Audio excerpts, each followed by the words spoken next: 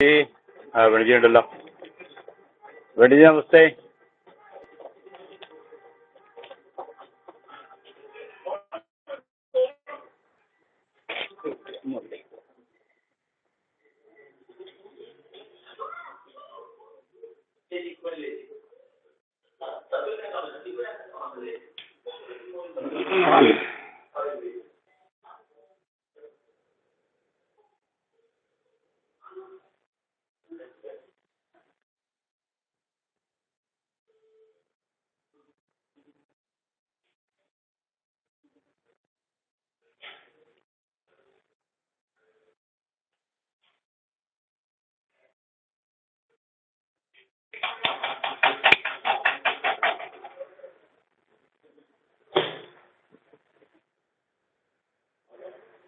വെണിജി നമസ്തേ. അജന്റെ mic മ്യൂട്ടാണ്. അതാണ്.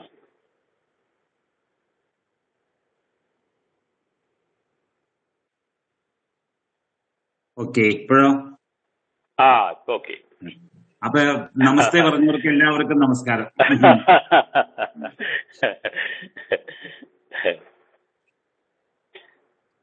കുറെ ആള് നമ്മളിങ്ങനത്തെ ക്ലാസ്സിൽ വന്നിട്ട് നമ്മുടെ ഇപ്പൊ വേദശാസ്ത്രത്തിന്റെ ക്ലാസ്സില് കുറച്ചുപേര് ഇതുപോലെ വേദശാസ്ത്രം പഠിപ്പിക്കുന്ന കൂട്ടത്തിൽ ദർശനങ്ങളെ കുറിച്ച് പറഞ്ഞപ്പോ ദർശനങ്ങളിൽ പലർക്കും സംശയം ഉണ്ടായിരുന്നു. അപ്പോ ദർശനങ്ങളെ കുറിച്ച് ആധികാരികമായിട്ട് പറയാൻ പറ്റുന്ന ആചാര്യം അങ്ങ് തന്നെയാണല്ലോ. അതുകൊണ്ട് ഞാൻ പറഞ്ഞു, ഞാൻ വേണിജിയോട് ചോദിക്കട്ടെ. വേണിജിയുടെ കുറെ ക്ലാസ്സുകൾ നമ്മൾ നടത്തുന്നുണ്ട് ഇവിടെ.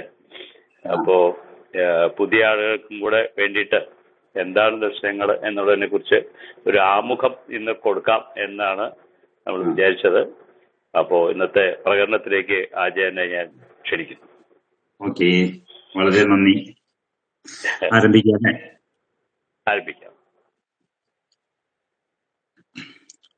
ഓം സഹനാവവതോ സഹനൗ ഭുനക്തോ സഹ വീര്യം കരവാവഹൈ തേജസ്വിനാവധീതമസ്തു മാ വിദ്വിഷാവഹൈ. ഓം ശാന്തി ശാന്തി ശാന്തി. അപ്പൊ ഷഡ്ദർശനങ്ങളുടെ ഒരു സാമാന്യ പ്രകരണമാണ് നമ്മളിവിടെ തുടങ്ങുവാനായിട്ട് തീരുമാനിച്ചിട്ടുള്ളത്. ഓരോ ദർശനശാസ്ത്രത്തെയും കുറിച്ച് വിശദമായിട്ട് നമുക്ക് പഠിക്കാനായിട്ട് സാഹചര്യമുണ്ട്. അതിനായിട്ടുള്ള ഗ്രന്ഥാവലികൾ നമുക്ക് ഇന്ന് ഉപലബ്ധമായിട്ടുണ്ട്. പക്ഷെ അത് വളരെ ദിവസങ്ങൾ, വളരെ മാസങ്ങളോളം നമ്മൾ അതിനു വേണ്ടിയിട്ട് ചിലവാക്കിയാൽ മാത്രമാണ് അത് പൂർണ്ണമാക്കാൻ കഴിയുക. അപ്പൊ അത് വേണ്ടാന്നല്ല പറയുന്നത്. പക്ഷെ അങ്ങനെ ഒരു ക്ലാസ് ആവശ്യമുണ്ടോ എന്ന് ഈ ദർശനങ്ങളുടെ സാമാന്യ പ്രകരണം അതിന് നമ്മൾ സശ്രദ്ധം കേട്ട് കഴിഞ്ഞിട്ടുണ്ടെങ്കിൽ നമുക്ക് തീരുമാനമെടുക്കാൻ കഴിയും. അപ്പൊ ദർശനം നമ്മൾ സാധാരണയായിട്ട് പലപ്പോഴായിട്ട് ഉപയോഗിക്കാറുണ്ട്. ദർശന ശബ്ദത്തില് ദൃശ്യ എന്നുള്ളതാണ് ധാതു. ആ ദൃശ്യധാതുവിന് ഭാവാർത്ഥത്തില് ല്യുട്ട് എന്ന് പറയുന്നതായ വ്യാകരണ പ്രത്യയം വരുമ്പോ ധാതുവിന്റെ അംഗത്തിന് ഗുണം വരികയും ദൃശ്യം എന്നുള്ളത് ദർശനാവുകയും ചെയ്യും. ലുട്ടിന്റെ ലകാരവും ടകാരവും പോയി കഴിഞ്ഞാൽ ബാക്കി യു ഉണ്ട്. ആ യുവിന്റെ സ്ഥാനത്ത് അന എന്നുള്ള ആദേശം വരും. യുവോരനാഗോ എന്ന് വ്യാകരണ സൂത്രം. അപ്പൊ അങ്ങനെയാണ് ദൃശ്യ ദർശ് അന ചേരുമ്പോ ദർശനം.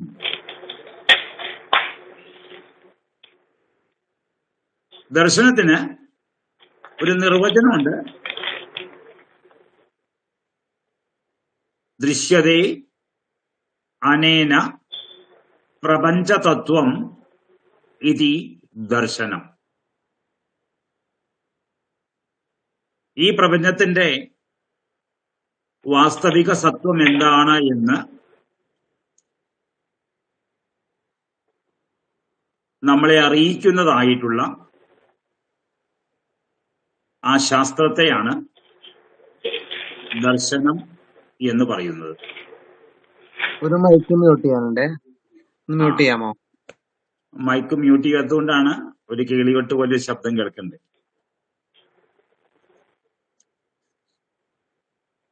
അപ്പൊ ദൃശ്യതേ അനേന പ്രപഞ്ചതത്വം ഇതി ദർശനം. അപ്പൊ പ്രപഞ്ചത്തിന്റെ വാസ്തവികത എന്താണ് എന്ന് നമ്മളെ അറിയിക്കാനുള്ളതായ ശാസ്ത്രശാഖയാണ് ദർശനശാസ്ത്രം എന്ന് നമ്മൾ സാധാരണയായിട്ട് പറയുന്നത്. നമ്മൾ ഇതിലേക്ക് കടക്കുന്നതിന് മുമ്പ് അതിനെ 3 ഭാഗങ്ങളായിട്ട് നമുക്ക് വിഭജിക്കേണ്ടതുണ്ട്. 6 ദർശനങ്ങളുണ്ട്. 6 ദർശനങ്ങളെ ചേർത്ത് ഷഡ്ദർശനങ്ങൾ എന്ന് പറയും. ആ ഷഡ്ദർശനത്തിൽ ഓരോന്നിനെയും നമ്മൾ ഈരണ്ടായിട്ട് ജോഡികളായിട്ട് തിരിക്കും. അപ്പൊ 6 എണ്ണത്തെ നമ്മൾ ജോഡികളാക്കുമ്പോൾ 3 ജോഡി വരും. അതിൽ ആദ്യത്തെ ജോഡിയാണ് പൂർവമീമാംസയും ഉത്തരമീമാംസയും. പൂർവമീമാംസയും ഉത്തരമീമാംസയുമാണ് ആദ്യത്തെ ജോഡി. രണ്ടാമത്തെ ജോഡിയാണ് ന്യായവും വൈശേഷികവും. ന്യായ വൈശേഷികങ്ങൾ രണ്ടാമത്തെ ജോഡി. സാഖ്യയോഗങ്ങളാണ് മൂന്നാമത്തെ ജോഡി. സാഖ്യവും യോഗവും.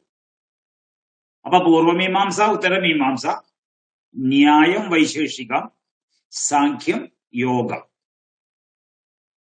അങ്ങനെ 6 ദർശനങ്ങളെ നമ്മൾ ജോഡികളായിട്ട് തിരിച്ചു. ഇതിൽ ആദ്യത്തെ 2 ദർശനങ്ങളെ നമ്മൾ എടുക്കുമ്പോൾ അതിൽ ഒന്നാമത്തെ ദർശനം പൂർവമീമാംസാ ദർശനമാണ്. ആ ദർശനത്തിന്റെ ആധുനികനായ ഋഷി ആരാണെന്ന് ചോദിച്ചു കഴിഞ്ഞാൽ ജൈമിനിയാണ് എന്നാണ് ഉത്തരം. ജൈമിനി മുനി. ജൈമിനി മഹർഷിയാൽ പ്രണീതമായിട്ടുള്ള ശാസ്ത്രമാണ് പൂർവമീമാംസ ദർശനം. ഈ ജൈമിനി എന്ന് പറയുന്നത് വ്യാസ മുനിയുടെ ശിഷ്യനാണ്.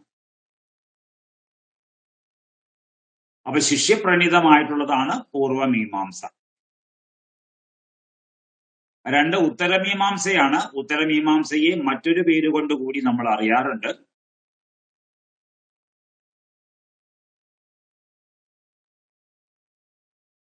ഉത്തരമീമാംസയുടെ മറ്റൊരു പേരാണ് ബ്രഹ്മസൂത്രം. അതിന് വേദാന്ത ദർശനം എന്ന മൂന്നാമതൊരു പേര് കൂടിയുണ്ട്. എന്തൊക്കെയാണ്?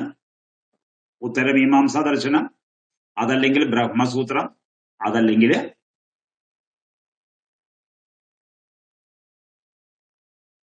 വേദാന്ത ദർശനം. ഇത് 3 പേരും ഒന്നിന്റെ തന്നെയാണ്. അവ ജോഡികളായിട്ട് പ്രവർത്തിക്കും. അവ വാസ്തവത്തിൽ ശ്രവണശാസ്ത്രങ്ങളാണ്. നമുക്ക് കേൾക്കാനുള്ളതാണ്. അനാദ്യനന്തമായിട്ടുള്ള വേദരാശിയെ 2 ഭാഗങ്ങളാക്കി തിരിച്ച് അതിനെ പൂർവമെന്നും ഉത്തരമെന്നും 2 ഭാഗങ്ങളായിട്ട് തിരിച്ചിട്ടാണ് ഈ ദർശനശാസ്ത്രങ്ങൾ സമ്പൂർണ്ണ ശാസ്ത്രത്തിലും വ്യാപരിച്ചു നിൽക്കുകയാണ്. അപ്പൊ ഈ 2 ദർശനങ്ങളെ നമുക്ക് നന്നായിട്ട് മനസ്സിലാവണമെങ്കിൽ വേദത്തിലും വേദാന്തത്തിലും നല്ല ഒരു പരിജ്ഞാനം നമുക്ക് ആവശ്യമുണ്ട്. ആ പരിജ്ഞാനം വെച്ചുകൊണ്ട് പൂർവ്വമീമാംസയെയും ഉത്തരമീമാംസയെയും നമ്മൾ പഠിക്കാൻ ഇറങ്ങിക്കഴിഞ്ഞാൽ നമുക്കത് എളുപ്പമാവും. അതല്ലെങ്കിൽ എത്ര വ്യാഖ്യാനിച്ചാലും സംശയങ്ങൾ ബാക്കി നിൽക്കുന്ന രീതിയിലേക്ക് അത് മാറാൻ സാധ്യതയുണ്ട്. ഇതിൽ ഏറ്റവും വലുത് എന്ന് പറയുന്നത്, 6 ദർശനങ്ങളിൽ ഏറ്റവും വലുത് എന്ന് പറയുന്നത് പൂർവ്വമീമാംസാ ദർശനമാണ്. 12 അധ്യായങ്ങളിലായിട്ട് 2700-ൽ പരം സൂത്രങ്ങൾ അതിലുണ്ട്. എല്ലാത്തിനെയും പ്രകരണങ്ങളായിട്ട് തിരിച്ച് വളരെ വ്യവസ്ഥാപിതമായിട്ട് നമുക്ക് നന്നായിട്ട് ഗ്രഹിക്കാൻ കഴിയുന്ന രീതിയിൽ വളരെ സിസ്റ്റമാറ്റിക് ആയിട്ടാണ് ഓരോ ദർശനവും രചിച്ചിട്ടുള്ളത്. അപ്പൊ പൂർവ്വമീമാംസയെക്കുറിച്ചും അത് തന്നെയാണ് വൈശിഷ്ട്യമായിട്ട് നമുക്ക് പറയാനുള്ളത്. രണ്ടാമത്തത് 4 അധ്യായങ്ങളായിട്ട് നിലകൊള്ളുന്നതായ ഉത്തരമീമാംസ എന്ന് പറയുന്ന വേദാന്ത ദർശനം അഥവാ ബ്രഹ്മസൂത്രം. അങ്ങനെ 12-4 16 അധ്യായങ്ങൾ നമ്മൾ അധ്യയനം ചെയ്താലാണ് പൂർവ്വമീമാംസയും ഉത്തരമീമാംസയും ഏകദേശം നമ്മുടെ കൈപ്പിടിയിലേക്ക് നമുക്ക് തൊടാൻ കഴിയുന്ന രീതിയിലേക്ക് എത്തിയെന്ന് നമുക്ക് പറയാൻ കഴിയും. അപ്പൊ ഇതിന് കൊടുത്തിരിക്കുന്ന പേരെന്താ? ശ്രവണശാസ്ത്രം. കേൾക്കാനുള്ളതാണ്. അതിന് തലങ്ങും വിലങ്ങും കേൾക്കണം. എന്തിനാ തലങ്ങും വിലങ്ങും കേൾക്കുന്നത്? കണ്ടിട്ടില്ലേ ഈ പോലീസ് സംശയം തോന്നിയിട്ട്, ഒരു കുറ്റകൃത്യത്തിൽ സംശയം തോന്നിയിട്ട് ഒരാളെ കസ്റ്റഡിയിൽ എടുത്തു കഴിഞ്ഞാൽ അയാളെ ചോദ്യം ചെയ്യും. അപ്പൊ ചോദ്യം ചെയ്യുമ്പോൾ ചോദ്യങ്ങൾക്ക് ഉത്തരം കൊടുക്കുക. അവർ തലങ്ങും വിലങ്ങും ചോദ്യം ചെയ്യും. എന്തിനാ? ആദ്യം പറഞ്ഞതിൽ നിന്ന് വ്യത്യസ്തമായിട്ട് അയാൾ എന്തെങ്കിലും പറയുന്നുണ്ടോ എന്ന് പരീക്ഷിച്ചറിയാൻ വേണ്ടിയിട്ടാണ് വീണ്ടും വീണ്ടും ചോദ്യം ചെയ്യുന്നത്. അപ്പൊ അതേപോലെ വീണ്ടും വീണ്ടും ചോദ്യങ്ങൾ ചോദിച്ചുകൊണ്ട് തലങ്ങും വിലങ്ങും നമ്മൾ പൂർവ്വമീമാംസയെയും ഉത്തരമീമാംസയെയും പരിശോധിക്കുമ്പോഴാണ് ഈ മീമാംസ നമുക്ക് വഴങ്ങിത്തരിക. ഒന്ന് കൈപ്പിടിയിൽ ഒതുങ്ങുക എന്നുള്ളത് വേറെ കാര്യം, അത് നമുക്ക് വഴങ്ങിത്തരിക എന്നുള്ളത് രണ്ടാമത്തെ കാര്യമാണ്. അതിന്റെ വിഷയത്തിലേക്ക് വരാം. അപ്പൊ അതിനു മുമ്പ് അതിന്റെ വൈശിഷ്ട്യം എന്താണെന്ന് നമുക്ക് പറഞ്ഞ് അവസാനിപ്പിച്ചതിന് ശേഷം വിഷയത്തിലേക്ക് വരാം. ഇനി ന്യായ വൈശേഷികങ്ങളാണ്. അതിനെ നമുക്ക് അത് ജോഡികളാണ്. അതുകൊണ്ട് അവയെ സമാനതന്ത്രങ്ങൾ എന്ന് പറയാറുണ്ട്. പൂർവ്വമീമാംസയും ഉത്തരമീമാംസയും ജോഡികളാണ്, സമാനതന്ത്രങ്ങളാണ്. അതുപോലെ തന്നെ ന്യായവും വൈശേഷികവും സമാനതന്ത്രങ്ങളാണ്, ജോഡികളാണ്. 5 അധ്യായങ്ങളുണ്ട് ന്യായ ദർശനത്തില്. 10 അധ്യായങ്ങളാണ് വൈശേഷിക ശാസ്ത്രത്തിലുള്ളത്. ന്യായത്തിന്റെ കർത്താവ് ഗൗതമ മുനി, വൈശേഷികത്തിന്റെ കർത്താവ് കണാദ മുനി. അപ്പൊ കണാദനും ഗൗതമനും ചേർന്ന് ന്യായ വൈശേഷിക ദർശനങ്ങൾ നമുക്ക് നൽകിക്കൊണ്ട് നമ്മുടെ മനന പ്രക്രിയയെ, അതായത് എന്താണോ നമ്മൾ പൂർവ്വമീമാംസയിലും ഉത്തരമീമാംസയിലും ശ്രവിച്ചത്, ആ ശ്രവിച്ചതിനെ മനനം ചെയ്യണം. മനനം ചെയ്യണം എന്ന് വെച്ചിട്ടുണ്ടെങ്കിലോ, നമ്മുടെ മനസ്സിന് സ്വീകാര്യമായ രീതിയിൽ അവയെ മെരുക്കിയെടുക്കണം. അങ്ങനെ നമ്മൾ മെരുക്കിയെടുക്കുമ്പോ ഈ പൂർവ്വമീമാംസയിലും ഉത്തരമീമാംസയിലും അതിന്റെ പഠനം വഴിക്ക് നമ്മൾ ധരിച്ചിരിക്കുന്ന കാര്യങ്ങളിലെ ആ ധരിച്ചിരിക്കുന്ന കാര്യങ്ങൾക്ക് ഒരു നേർക്കാഴ്ച ഉണ്ടാവും. അത് മനനത്തിന്റെ പ്രത്യേകതയാണ്. അപ്പൊ നമ്മുടെ മനന സാമർഥ്യം നമ്മളിലുണ്ട്. ആ മനന സാമർഥ്യത്തെ ഉദ്ദീപിപ്പിക്കാൻ വേണ്ടിയിട്ടാണ് അതിനെ പ്രോജ്വലിപ്പിക്കാൻ വേണ്ടിയിട്ടാണ് ന്യായ വൈശേഷിക ദർശനങ്ങൾ എഴുതിയത്. അതുകൊണ്ടത് മനനശാസ്ത്രം എന്നറിയപ്പെടുന്നു. ഇനി നമുക്ക് മൂന്നാമത്തെ ജോഡിയിലേക്ക് സമാന തന്ത്രങ്ങളാകുന്ന സാഖ്യയോഗങ്ങളെ കൊണ്ടുവരാം. സാഖ്യത്തിലേക്ക് വരുമ്പോ ഇന്ന് യൂണിവേഴ്സിറ്റി തലങ്ങളിലെല്ലാം വളരെ പേര് അല്ലെങ്കിൽ കീർത്തി ലഭിച്ചിട്ടുള്ള സാഖ്യം എന്ന് പറയുന്നത് ഈശ്വരകൃഷ്ണ വിരചിതമായിട്ടുള്ള സാഖ്യകാരികയാണ്. അത് സൂത്രാത്മകമല്ല, ശ്ലോകാത്മകമാണ്. ആര്യ എന്ന് പറയുന്ന വൃത്തത്തിൽ എഴുതിയിട്ടുള്ള 72 ശ്ലോകങ്ങൾ അടങ്ങിയതാണ് സാഖ്യകാരിക. അത് ശ്ലോകാത്മകമായതുകൊണ്ടും അത് വളരെ ചുരുക്കി പ്രതിപാദിക്കപ്പെട്ടതുകൊണ്ടും അധ്യേതാക്കൾ അതിനെ വളരെ ഇഷ്ടപ്പെട്ടു. കാരണം വെച്ചിട്ടുണ്ടെങ്കിൽ കുറച്ചുള്ളല്ലോ, ഒരു പോക്കറ്റ് എഡിഷൻ എന്നൊക്കെ പറയണ പോലെ അല്ലെ, ഒരു മാത്ര ടൈപ്പിലാക്കിയിട്ട് നമുക്ക് കൊണ്ടുപോകാൻ കഴിയും, അധ്യയനം ചെയ്യാൻ കഴിയും. അതിന്റെ സൂത്രാത്മകമായിട്ടുള്ള ഭാഗം നോക്കിക്കഴിഞ്ഞാൽ 6 അധ്യായങ്ങളുണ്ട്. 6 അധ്യായങ്ങൾ കപില മുനി വിരചിതമാണ് ഈ ശാസ്ത്രം. അത് ഈശ്വരകൃഷ്ണനും പറഞ്ഞിട്ടുണ്ട്. എന്ത്? ഈ ശാസ്ത്രം യഥാർത്ഥത്തിൽ കപില പ്രണീതമാണ്. കപില പ്രണീതമായ ആ ശാസ്ത്രത്തെ അധ്യേതാക്കളെ സഹായിക്കാൻ വേണ്ടിയിട്ട് ഞാൻ അതിന്റെ അത്യുക്തികളെല്ലാം വാരി വലിച്ചുള്ളതായിട്ടുള്ള ഭാഗങ്ങളൊക്കെ മാറ്റിവെച്ചുകൊണ്ട് അതിനെ സംസ്കരിച്ചെടുത്തു, അധ്യേതാക്കളുടെ സൗകര്യത്തിനു വേണ്ടിയിട്ട്.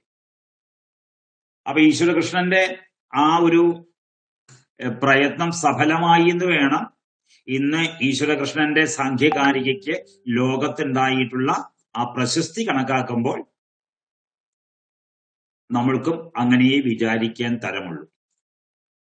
ശങ്കരാചാര്യ സ്വാമികളും ഈശ്വരകൃഷ്ണന്റെ സാഖ്യകാരികയെയാണ് സാഖ്യശാസ്ത്രത്തിന്റെ അവതരണത്തിന് വേണ്ടിയിട്ട് ഉപയോഗിച്ചിട്ടുള്ളത്. പക്ഷേ വൈദിക അനുയായികളായിട്ടുള്ള പ്രത്യേകിച്ച് ആര്യസമാജത്തിന്റെയും സ്വാമി ദയാനന്ദ സരസ്വതിയുടെയും അനുയായികളായിട്ടുള്ള ഒട്ടനവധി ആളുകൾ അവർ സൂത്രാത്മകമായിട്ടുള്ള കപിലകൃതമായിട്ടുള്ള ദർശനത്തെയാണ് സാഖ്യമായിട്ട് ഇഷ്ടപ്പെടുന്നത്. അല്ലെ, നമുക്ക് ഇഷ്ടാനിഷ്ടങ്ങളുണ്ടല്ലോ. പ്രത്യേകിച്ച് ചിലതിനോട് നമുക്ക് ചായ്വ് ഉണ്ടാവും, ചിലതിനോട് നമുക്ക് കൂറുണ്ടാവും. അപ്പൊ അത് 6 അധ്യായങ്ങളായിട്ടാണ് നിലവിലുള്ളത്. ഇനി അവസാനമായിട്ട് പറയാവുന്നത് സൂത്രസംഖ്യയിൽ ഏറ്റവും കുറവ് സൂത്രങ്ങളുള്ള ഗ്രന്ഥമാണ് യോഗശാസ്ത്രം. പാതഞ്ജല യോഗ ദർശനം എന്ന് നമ്മൾ കേട്ടിട്ടുണ്ടാവും, ചിലരത് പഠിച്ചിട്ടുണ്ടാവും, ചിലർക്കത് അധ്യയനം ചെയ്യാനുണ്ടാവും. അപ്പൊ അതുകൊണ്ട് അത് തീർത്തും അപരിചിതമല്ല, വളരെ പരിചിതമായിരിക്കും ഈ പതഞ്ജലികൃതമായിട്ടുള്ള യോഗശാസ്ത്രം. 4 പാദങ്ങളാണ് അതിലുള്ളത്. 4 പാദങ്ങളിലും കൂടി 195 സൂത്രങ്ങളുണ്ട്. സാഖ്യവും യോഗവും മറ്റ് 2 ജോഡികളെ പോലെ ജോഡിയാണ്. മൂന്നാമത്തെ ജോഡിയാണ് സമാന തന്ത്രമാണ്. ഇതിനെ നിധിധ്യാസന ശാസ്ത്രം എന്നാണ് നമ്മൾ നാമകരണം ചെയ്തിട്ടുള്ളത്. പൂർവമീമാംസ ഉത്തരമീമാംസകൾ ശ്രവണശാസ്ത്രമാണെങ്കിൽ, ന്യായ വൈശേഷികങ്ങൾ മനനത്തിന് ഉപയുക്തമാണ്, മനനത്തെ സഹായിക്കുന്നതാണെങ്കിൽ, സാഖ്യയോഗങ്ങൾ നിധിധ്യാസനത്തെ സഹായിക്കുന്നതാണ്. ഇനി നമുക്ക് നോക്കാം എന്താണ് ഈ ശ്രവണ മനന നിധിധ്യാസനങ്ങൾ? അതിനെക്കുറിച്ച് ഇവിടെ ഞാൻ പറഞ്ഞതുകൊണ്ടാണ് അതെന്താണെന്ന് വ്യാഖ്യാനിക്കാൻ തുനിയുന്നത്.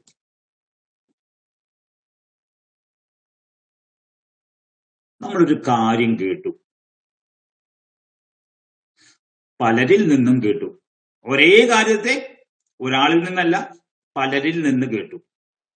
പല വിധത്തിലാ കേട്ടത്. അപ്പൊ അതിലൊക്കെ പൊടിപ്പും തൊങ്ങലും ഒക്കെ ഉണ്ടാവും ഇല്ലേ? പ്രത്യേകിച്ച് നമ്മൾ പറയുമ്പോൾ സരസതയ്ക്ക് വേണ്ടിയിട്ട്, ചിലപ്പോൾ ഗൗരവത്തിന് വേണ്ടിയിട്ട്, ചിലപ്പോൾ ശ്രദ്ധയാകർഷിക്കാൻ വേണ്ടിയിട്ട് നമ്മൾ നമ്മുടേതായിട്ട് ചില സംഗതികളൊക്കെ അതിൽ കൂട്ടിച്ചേർക്കും. അങ്ങനെ പറഞ്ഞു വരുമ്പോൾ എന്താവും? നമ്മുടെ കൂട്ടിച്ചേർക്കലുകൾ അടക്കമായിരിക്കും ആ ശാസ്ത്രം അല്ലെങ്കിൽ ആ പറച്ചിൽ എന്ന് പറയുന്നത്. പക്ഷെ നമ്മളത് വേറൊരാളോട് പറയുമ്പോൾ അല്ലേ, നമ്മൾ എന്ത് ചെയ്യും? നമ്മൾ എന്താണോ കേട്ടത് അതിൽ നമ്മളുടേതായിട്ടുള്ള ഒരു ഡോസ് കൂട്ടിച്ചേർക്കും അല്ലെ? ഞാൻ പറഞ്ഞു, ഞാനാണ് പറയുന്നത് എന്നുള്ള രീതിയിൽ നമ്മുടെ ഒരു സ്റ്റാമ്പ്, നമ്മുടെ ഒരു കോഡ് അതിൽ വരുന്ന രീതിയിൽ എന്ത് ചെയ്യും? നമ്മൾ കുറച്ച് കാര്യങ്ങൾ കയ്യിൽ നിന്നിടും അതിലേക്ക്. അല്ലെങ്കിൽ നമുക്കൊരു സമാധാനം ഉണ്ടാവില്ല. അപ്പൊ ഇങ്ങനെ ഈ പൂർവമീമാംസ ഉത്തരമീമാംസ എന്ന് പറയുന്ന വേദത്തെയും വേദാന്തത്തെയും മുഴുവനും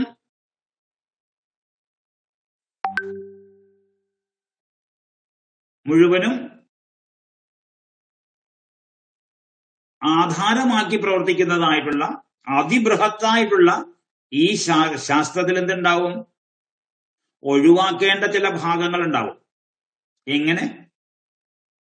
നമ്മൾ ഒരു കാര്യം കേട്ടു, ആ കാര്യം കേട്ടിട്ട് പലയിടത്തുനിന്ന് കേട്ടു, പല രീതിയിൽ കേട്ടു, പല ആംഗിളിൽ നിന്ന് കേട്ടു അല്ലേ? അതിൽ കുറച്ച് കാര്യങ്ങൾ എന്ത് ചെയ്യണ്ടാവും? നമ്മൾ മറ്റുള്ളവരോട് പറയുമ്പോൾ സൂക്ഷിച്ചു പറയണം. അവിടെ നമുക്ക് ചോദ്യങ്ങൾ ചോദിക്കാൻ അവസരം ഉണ്ടാവും. നമ്മൾ പറയുന്ന കാര്യങ്ങൾ ചോദ്യം ചെയ്യപ്പെടും. ബുദ്ധിമാന്മാരോട് പറയുമ്പോൾ അത് ചോദ്യം ചെയ്യും അവര്. അത് സംശയം ഉന്നയിച്ചുകൊണ്ടായിരിക്കും. എന്താണത് അങ്ങനെ? നിങ്ങൾ ഇങ്ങനെയല്ലേ പറഞ്ഞത്, പക്ഷെ ഇതിപ്പോ എന്താ ഇങ്ങനെ പറയുന്നത്? അപ്പൊ അതിന് യുക്തിയുക്തമായിട്ടുള്ള സമാധാനം നമ്മൾ കണ്ടെത്തണം. അങ്ങനെ യുക്തിയുക്തമായിട്ടുള്ള സമാധാനം കണ്ടെത്തി നമ്മൾ എന്താണോ കേട്ടത്, നമ്മൾ എന്താണോ വേദാദി ശാസ്ത്രങ്ങളിലൂടെ അറിഞ്ഞത്, അതിന്റെ പ്രസക്തമായ ഭാഗങ്ങൾ ഏതൊക്കെയാണ്, അപ്രസക്തമായ ഭാഗം ഏതൊക്കെയാണ്, ഏതിനെയൊക്കെ നമുക്ക് ഒഴിവാക്കാൻ കഴിയും, ഏതിനെയൊക്കെ നമുക്ക് ഉയർത്തിക്കൊണ്ട് വരേണ്ടി വരും. അപ്പൊ അങ്ങനെ നമ്മൾ കേട്ടതിനെ, നമ്മൾ അറിഞ്ഞതിനെ കാച്ചിക്കുറുക്കാനായിട്ട് നമ്മളെ സഹായിക്കുന്ന ആ ഒരു പ്രക്രിയയാണ് ന്യായവും വൈശേഷികവും നമുക്ക് സമ്മാനിക്കുന്നത്. അപ്പൊ കേട്ടല്ലോ, കേട്ട കാര്യങ്ങൾ എന്ത് ചെയ്യണം? നമ്മൾ ബുദ്ധി ഉപയോഗിച്ച് അങ്ങോട്ടും ഇങ്ങോട്ടും അതിനെ നീക്കുപോക്കുകൾ വെച്ചുകൊണ്ട് അതിനെ മനസ്സിലാക്കുന്ന സമയത്ത് അതിലെ ചില ഭാഗങ്ങൾ ഒഴിവാക്കേണ്ടതാണെന്ന് നമുക്ക് തോന്നും. അത് പ്രസക്തമല്ല എന്ന് നമുക്ക് മനസ്സിലാവും. ഇതാണ് മനനത്തിന്റെ ഫലം. പറയാറില്ലേ നമ്മൾ ഹംസം, അരയന്നം. അരയന്നം എന്താ ചെയ്യാ? നമ്മൾ കേട്ടത് എന്താ അരയന്നത്തെ കുറിച്ച്? അരയന്നം എന്നുള്ളതായിട്ടുള്ള പക്ഷി ചെയ്യുന്നത് നീരക്ഷീര വിവേകം. പാലിലെ വെള്ളമുണ്ട്, ആ വെള്ളമുള്ളതായ പാല് മുന്നിലേക്ക് വെച്ച് കൊടുത്തു കഴിഞ്ഞാൽ അതിൽ വെള്ളം മാത്രം സ്വീകരിക്കുകയും അതിന്റെ നീര് ഭാഗം അതിൽ പാല് മാത്രം സ്വീകരിക്കുകയും അതിന്റെ വെള്ളം എന്നുള്ളതായ ഭാഗത്തെ അത് ഒഴിവാക്കി കളയുകയും ചെയ്യുന്നു. അങ്ങനെയുള്ളതായ ഈ അരയന്നത്തെ ആരെങ്കിലും എവിടെയെങ്കിലും കണ്ടിട്ടുണ്ടോ? ചോദ്യം. അവിടെയുണ്ട് ഇവിടെയുണ്ടെന്ന് മറ്റുള്ളവർ പറഞ്ഞു കേട്ടുള്ള അറിവല്ല, നേരിട്ട് നമ്മൾ ഈ അരയന്നത്തെ കണ്ടിട്ടുണ്ടോ? ഇന്നുവരെ കണ്ടിട്ടില്ല. ഇല്ല. അപ്പൊ അരയന്നം എന്ന് പറയുന്നത് സാങ്കല്പിക സൃഷ്ടിയാണോ എന്ന് ചോദിച്ചാൽ പക്ഷി എന്ന് പറയുന്ന രീതിയിൽ അതൊരു സങ്കല്പമാണ്. പക്ഷെ ആ പക്ഷിയുടെ ഗുണം നമ്മുടെ മുമ്പിൽ വർണ്ണിക്കുമ്പോൾ ആ ഗുണത്തോടു കൂടിയ ജീവികളുണ്ട്. ഏതാ? അതിലൊന്നാണ് താറാവ്. താറാവ് അല്ലേ? ഈ അരയന്ന നല്ല തൂവെള്ളയായിരിക്കുമ്പോ താറാവോ ഒരു ചെറിയ അല്ലെ പല കളർ ഉണ്ടാവും. ഈ താറാവ് ഇര പിടിക്കുമ്പോ ഇരയെയും വെള്ളത്തെയും കൂടിയിട്ടാണ് പിടിക്കുക. എന്നിട്ട് ആ ജീവി എന്ത് ചെയ്യും? അതിന്റെ കൊക്കിന്റെ അവിടെ 2 രന്ധ്രങ്ങളുണ്ട്, അതിൽ കൂടി വെള്ളത്തെ പുറത്തേക്ക് വിടും. ഇരയെ മാത്രം വായിൽ വയ്ക്കും, ആ ഇരയെ വിഴുങ്ങും. ഇര അതിന്റെ ഭക്ഷണമാണ്, അതിന് വെള്ളത്തിന്റെ ആവശ്യമില്ല. അപ്പൊ വെള്ളം എന്ത് ചെയ്യും? അത് പുറത്തേക്ക് കളയും. അപ്പൊ എന്തായാലും നമുക്ക് ചെറുതായിട്ട് സമാധാനിക്കാം, ഇത്രയുമെങ്കിലും ചെയ്യുന്ന ഒരു പക്ഷി ഉണ്ടല്ലോ. അപ്പൊ ഇതെവിടെയാണ് പ്രസക്തമാവുക? ഈ ഹംസം അല്ലെങ്കിൽ പരമഹംസം എന്ന് നമ്മൾ യോഗികളെയും സന്യാസിമാരെയും പറയാറുണ്ട്. എന്തിനാ പറയുന്നത്? എന്തുകൊണ്ടാ പറയുന്നത്? കാരണം നമ്മളെ അപേക്ഷിച്ച് ഈ ലോകം എന്താണെന്ന് ഗൗരവദൃഷ്ട്യാ അതിന്റെ സാരത്തെ സ്പർശിക്കുമാറ് അവർ കണ്ടറിഞ്ഞിട്ടുണ്ട്. അതുകൊണ്ട് ഈ ലോകം എല്ലാത്തിനെയും അടിയോടെ വലിച്ചു വാരിക്കൊണ്ടുപോകുന്ന രീതിയിലല്ല സന്യാസി സഞ്ചരിക്കുക. മുകളിൽ നിന്ന് അല്പം മാത്രം സ്വീകരിക്കുന്ന ആൾക്കാരാണ് ആര്? ഹംസങ്ങൾ അല്ലെങ്കിൽ പരമഹംസങ്ങൾ. അതുകൊണ്ട് ഈ സന്യാസിയുടെ പേരിന്റെ മുമ്പില് ഹംസമെന്നോ പരമഹംസമെന്നോ, അല്ലെ ശ്രീരാമകൃഷ്ണ പരമഹംസർ, ഈ പരമഹംസർ എന്നുള്ളത് അച്ഛനും അമ്മയുടെ പേരാണോ? അല്ല. അദ്ദേഹത്തിന്റെ ഗുണത്തെ കണ്ടിട്ട് അദ്ദേഹത്തെ സ്തുതിക്കുന്നവർ അദ്ദേഹത്തിന് നൽകിയ, പ്രോപ്പർലി അത് ആരാണ് കൊടുത്തതെന്ന് എനിക്കറിയില്ല, എന്തായാലും അച്ഛനും അമ്മയും ഇട്ട പേരല്ല, ലോകം അദ്ദേഹത്തിന് സമ്മാനിച്ച പേരാണ്. കാരണം എല്ലാത്തിനെയും കേട്ടിട്ട് സസൂക്ഷ്മം നിരീക്ഷിച്ചിട്ട് എന്ത് ചെയ്യും? അതിന്റെ സാരം എന്താണോ ആ സാരത്തെ നമുക്ക് പറഞ്ഞു തരുന്നത് കൊണ്ട് അദ്ദേഹത്തെ പരമഹംസർ എന്ന് നമ്മൾ വിളിക്കുന്നു. തെറ്റില്ല. അപ്പൊ അങ്ങനെ ഈ വളരെ വ്യാപകമായിട്ട് നമ്മൾ ഗ്രഹിച്ചു വച്ചിട്ടുള്ള വേദാദി ശാസ്ത്രങ്ങളെ മനനം വഴിക്ക് കാച്ചിക്കുറുക്കി അതിന്റെ സ്വാരസ്യം എന്താണോ, എന്താ സ്വരസത്തിന്റെ ഭാവമാണ് സ്വാരസ്യം, അതിന്റെ സ്വരസം എന്താണോ അതിനെ നമുക്ക് സ്വീകരിക്കാൻ പാകത്തിന് നമ്മുടെ ബുദ്ധിയെയും മനസ്സിനെയും സഹായിക്കുന്ന ശാസ്ത്രമായതുകൊണ്ട് ആ ശാസ്ത്രം നമ്മൾ മനനശാസ്ത്രം എന്ന് പറയും. അതാണ് മനനം എന്ന് പറയുന്നത്. മനനം ചെയ്തു കഴിഞ്ഞാലോ മനനത്തിന്റെ ഫലം എന്താണോ അതിലാണ് നമ്മൾ വർക്കൗട്ട് ചെയ്യേണ്ടത്. മനനത്തിന്റെ ഫലം എന്താണോ അതിലാണ് നമ്മൾ നമ്മുടെ പ്രവൃത്തി ആരംഭിക്കേണ്ടത്. അപ്പൊ മനനത്തിന്റെ ഫലത്തെ ഉറപ്പിക്കുന്ന ശാസ്ത്രമാണ് സാഖ്യവും യോഗവും. മനനത്തിന്റെ ഫലത്തെ ഉറപ്പിക്കുന്നതിന്റെ പേരാണ് നിധിധ്യാസനം. നിധിധ്യാസനം. അപ്പൊ അങ്ങനെ ശ്രവണശാസ്ത്രം, പൂർവമീമാംസ, ഉത്തരമീമാംസ, മനനശാസ്ത്രം, ന്യായം, വൈശേഷികം, ഒപ്പം നിധിധ്യാസന ശാസ്ത്രം, അതാണിത് സാഖ്യവും യോഗവും. ഇനി പൊതുവെ ഇത്രയും മനസ്സിലാക്കി കഴിഞ്ഞാൽ ഇതിന്റെ പ്രതിപാദ്യ വിഷയം എന്താണെന്ന് നമുക്ക് നോക്കാം. ഒന്ന്, എന്തിനാണ് ഈ ശാസ്ത്രം നമ്മൾ പഠിക്കുന്നത്? ഈ ശാസ്ത്ര പഠനത്തിന്റെ പ്രയോജനം എന്താണ് എന്ന് ചോദിച്ചാൽ, നമ്മുടെ കർമ്മങ്ങളെ, നമ്മുടെ ജ്ഞാനത്തെ,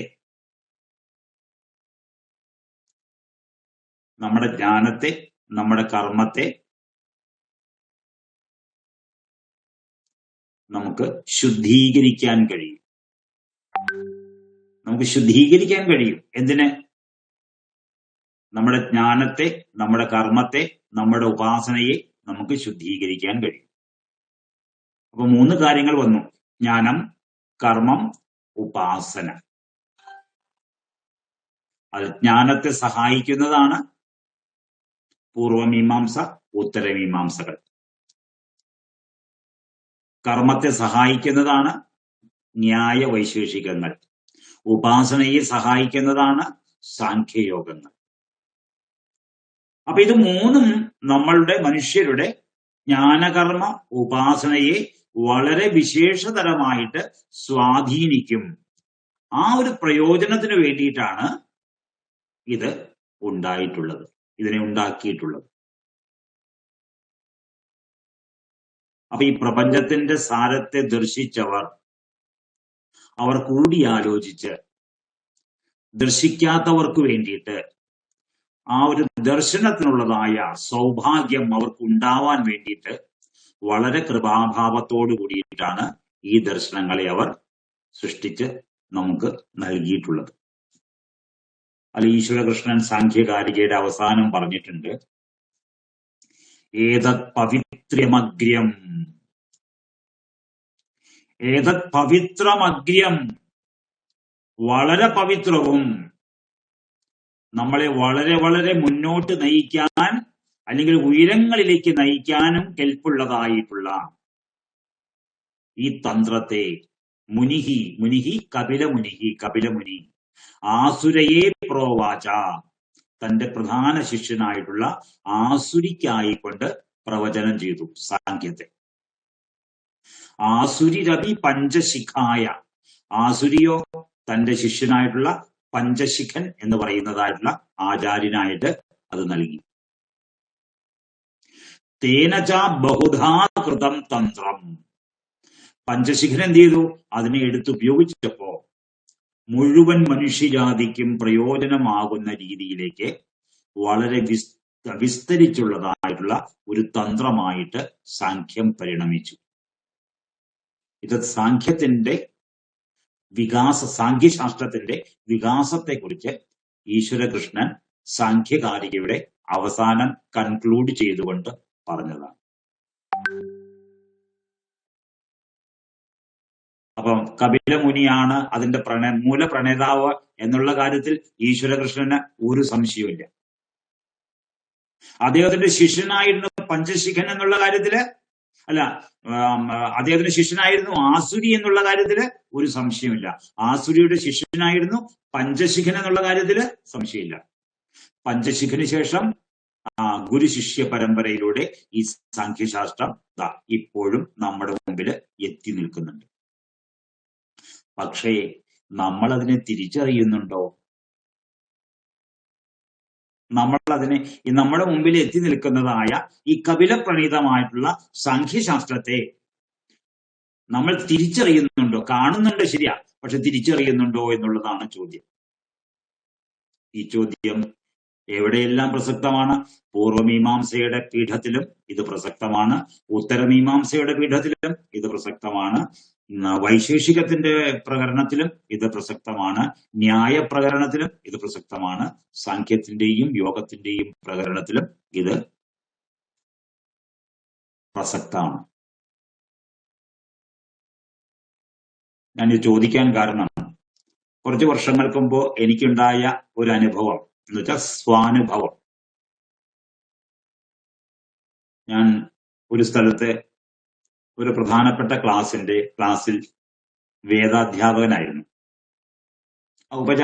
അനൗപചാരികമായിട്ട്, യൂണിവേഴ്സിറ്റി ഡിഗ്രിയുടെ ബലത്തിലൊന്നുമല്ല കേട്ടോ, അനൗപചാരികമായിട്ട്. അപ്പൊ ഒരു ദിവസം അതിന്റെ ആചാര്യൻ, ഞാൻ വേദാചാര്യൻ, അദ്ദേഹമാണ് ക്ലാസിന്റെ ആചാര്യൻ. അദ്ദേഹം എന്നോട് പറഞ്ഞു, ഞാനൊരു 10-40 ദിവസത്തേക്ക് ഒരു യാത്ര പോവാണ് കുടുംബസമേതം. അതുകൊണ്ട് ഈ ക്ലാസ് എന്റെ ക്ലാസ് കൂടി എന്ത് ചെയ്യണം, ആൾക്കാർ വരട്ടെ, ക്ലാസ് നമുക്ക് മുടക്കണ്ട. കാരണം മുടങ്ങിക്കഴിഞ്ഞാൽ ഡ്രോപ്പ് ഔട്ട് ഉണ്ടാവും. ആൾക്കാർക്ക് അത് തരമാണ് അല്ലെ. എല്ലാവരും മനസ്സിൽ വളരെ ഉത്സാഹത്തോടു കൂടി വന്നാലും ഒരു ദിവസം ഞാനില്ലെങ്കിൽ എന്ത് ചെയ്യും, നിങ്ങളും തീരുമാനിക്കും, ഓ പുള്ളി വന്നില്ല, ഞങ്ങളിവിടെ വെറുതെ ഇരുന്നു. അപ്പൊ അടുത്ത ദിവസം എന്താവും, ആശാനക്ഷരം 1 പിഴച്ചാൽ 51 പിഴയ്ക്കും ശിഷ്യൻ എന്ന് പറയുന്ന പോലെ നിങ്ങൾ 2 ലീവ് എടുക്കാൻ തുടങ്ങും. അപ്പൊ അതേപോലെ ആചാര്യൻ എന്നോട് പറഞ്ഞു, വേണുജി ഇതൊന്ന് നോക്കണം. അപ്പൊ അങ്ങനെ അപ്പൊ ഞാനൊരു വിഷയം, ഈ സാഖ്യം എന്ന് പറഞ്ഞ ശാസ്ത്രം എനിക്ക് വേറെ ഒന്നും പഠിപ്പിക്കാനില്ലാത്തതുകൊണ്ട് ഞാൻ ആ ക്ലാസ്സിൽ സാഖ്യത്തിന് വലിയ മഹത്വം ഉള്ളത് കൊണ്ടും ഞാൻ ഈ സാഖ്യത്തിന്റെ വളരെ ലളിതമായിട്ടുള്ള കുറെ ഭാഗങ്ങൾ അവരെ പഠിപ്പിക്കാൻ തുടങ്ങി. അപ്പൊ അവരും വളരെ ഇൻട്രസ്റ്റോട് കൂടിയിട്ട് അത് റെക്കോർഡ് ചെയ്യുകയും നോട്ട് എഴുതി വയ്ക്കുകയൊക്കെ ചെയ്തു, സംശയങ്ങളൊക്കെ ചോദിച്ചു. അങ്ങനെ ഒരു ദിവസം ഞാൻ ഈ ക്ലാസ് എടുത്തുകൊണ്ടിരിക്കുമ്പോൾ ഈ യാത്ര കഴിഞ്ഞ് അദ്ദേഹം വീട്ടിലെത്തി. അദ്ദേഹം ക്ലാസ് എങ്ങനെയുണ്ടെന്ന് അറിയാൻ വേണ്ടിയിട്ട് ക്ലാസ്സിലേക്ക് വന്നപ്പോൾ അദ്ദേഹം കേട്ടിരുന്നു. കുറെ കഴിഞ്ഞപ്പോൾ എന്നോട് ചോദിച്ചു, എന്താ ഇവിടെ പഠിപ്പിച്ചുകൊണ്ടിരിക്കണേ? കേട്ടിട്ട് വളരെ രസമുണ്ട്, നമ്മുടെ ക്ലാസിന്റെ വിഷയവുമായിട്ട് വളരെ ബന്ധമുള്ള ഒരു വിഷയമാണെന്ന് തോന്നുന്നു. അപ്പൊ ഞാൻ പറഞ്ഞു അദ്ദേഹത്തോട്, ഇത് സാഖ്യം എന്ന് പറയുന്ന ശാസ്ത്രമാണ്. അപ്പൊ അദ്ദേഹം എന്നെ നോക്കിയിട്ട്, കാരണം അതിന് കുറച്ചു നാൾ മുമ്പ് ഈ സാഖ്യം, ഞാൻ അദ്ദേഹത്തോട് പറഞ്ഞു, ഈ സാഖ്യത്തിന് ഈ വിഷയവുമായിട്ട് വലിയ ബന്ധമുണ്ടെന്ന് പറഞ്ഞപ്പോ അദ്ദേഹം പറഞ്ഞു, ഇല്ല, സാഖ്യമായിട്ടൊരു ബന്ധമില്ല എന്ന് പറഞ്ഞു. അതാണ് ഈ പറയാൻ കാരണം. പല വിഷയങ്ങൾ ഈ ലോകത്ത് കൈകാര്യം ചെയ്യുന്നവർ അവരുടെ വിഷയങ്ങൾ കൈകാര്യം ചെയ്യുമ്പോൾ അറിഞ്ഞോ അറിയാതെയോ സാഖ്യത്തിൻ്റെതായിട്ടുള്ള ആലോചനകൾ, സാഖ്യത്തിൻ്റെതായിട്ടുള്ള ആശയങ്ങൾ, സിദ്ധാന്തങ്ങൾ അതിലേക്ക് വരാതിരിക്കാൻ കഴിയില്ല. കാരണം നമ്മുടെ ഇടയിൽ ഈ സാഖ്യമുണ്ട്, നമ്മുടെ ഇടയിൽ യോഗമുണ്ട്, നമ്മുടെ ഇടയിൽ ന്യായമുണ്ട്, നമ്മുടെ ഇടയിൽ വൈശേഷികമുണ്ട്, നമ്മുടെ ഇടയിൽ പൂർവ്വമീമാംസയുണ്ട്, ഉത്തരമീമാംസയുണ്ട്. പക്ഷെ അത് പൂർവ്വമീമാംസയാണ്, ഉത്തരമീമാംസയാണ്, ന്യായമാണ്, വൈശേഷികമാണ്, സാഖ്യമാണ്, യോഗമാണ് എന്നുള്ള കാര്യം നമ്മൾ തിരിച്ചറിയുന്നില്ല. അതിനെക്കുറിച്ചുള്ള നമുക്ക് അറിവുണ്ട്, വിവേകമില്ല എന്നർത്ഥം. അപ്പോൾ ഞാൻ പറഞ്ഞു വന്നത്, ഈ ലോകത്ത് മനുഷ്യനായിട്ട് ജനിച്ച എല്ലാവരും എന്തെങ്കിലുമൊക്കെ ചെയ്യാൻ ആഗ്രഹിക്കുന്നവരല്ലേ? എന്തെങ്കിലുമൊക്കെ ചെയ്യാൻ ആഗ്രഹിക്കുന്നവരാ. അപ്പൊ നമ്മുടെ ശാസ്ത്രം പറയാണ്, നിങ്ങൾ എന്തെങ്കിലും ചെയ്യാൻ ആഗ്രഹിക്കുന്നുവെങ്കിൽ അത് ഒറ്റയ്ക്ക് ചെയ്തിട്ട് കാര്യമില്ല. ഒറ്റയ്ക്ക് ചെയ്തിട്ട് കാര്യമില്ല. അപ്പൊ എന്താ കാര്യമില്ലാത്ത? കാരണം ഒറ്റയ്ക്ക് ചെയ്യാൻ കഴിയില്ല. ഒറ്റയ്ക്ക് ചെയ്യാൻ കഴിയില്ല. അന്നേരം ഒറ്റയ്ക്ക് ചെയ്യാൻ കഴിയില്ലാത്ത ഏതെങ്കിലും ഒരു കാര്യം പറഞ്ഞ് ഒറ്റയ്ക്ക് ചെയ്യാൻ പറ്റുന്നത് ഏതെങ്കിലും ഒരു കാര്യം. അപ്പൊ പറഞ്ഞു, ഞാൻ ഒറ്റയ്ക്ക് ഭക്ഷണം കഴിക്കുന്നു. നമ്മൾ പറയണം, ഞാൻ ഒറ്റയ്ക്ക് ഭക്ഷണം കഴിക്കുന്നു.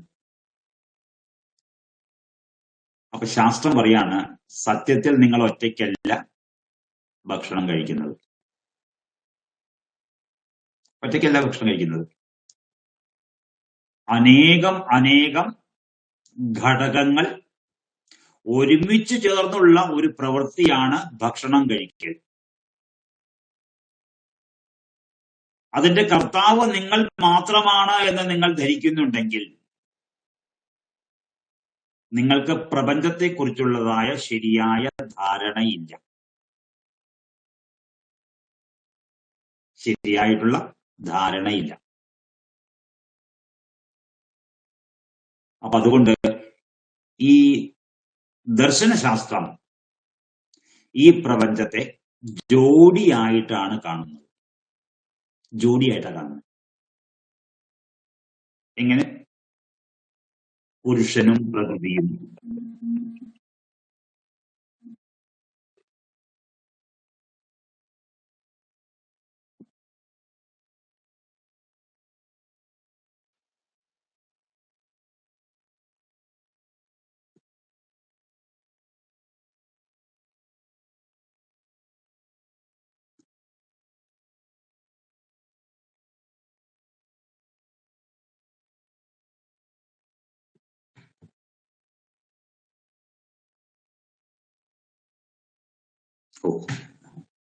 സോറി.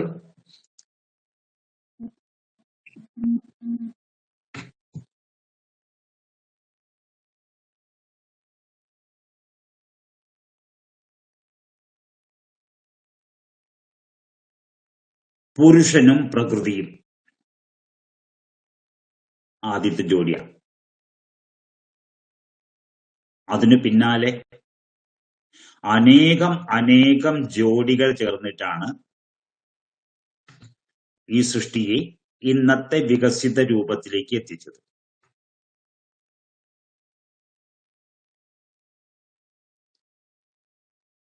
അതുകൊണ്ട് ഈ ജോഡിയിൽ അധിഷ്ഠിതമായിട്ടുള്ള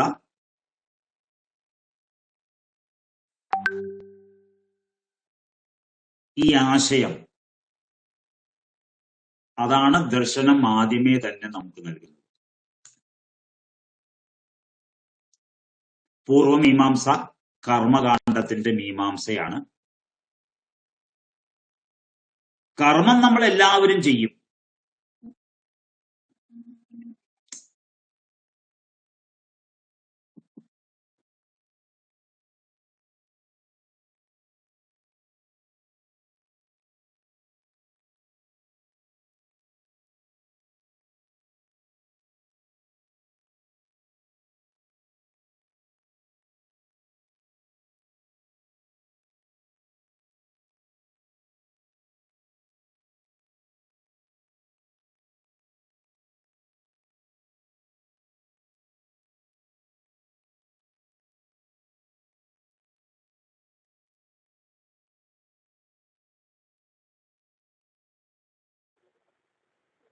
പക്ഷേ എനിക്ക് സാധ്യത കിട്ടുന്നില്ല. റേഞ്ച് പോയോ? ഇപ്പൊ കിട്ടിയല്ലോ. റേഞ്ച് ഇപ്പൊ കിട്ടുന്നില്ല, ഇപ്പൊ കേൾക്കുന്നുണ്ട്. എന്നെ കാണാൻ പറ്റില്ലെന്നുള്ളൂ. ശരി. ഇത് പോയല്ലേ, വീഡിയോ പോയോ? ഞാൻ കട്ട് ചെയ്തിട്ട് 3 പ്രാവശ്യം ചെയ്തു.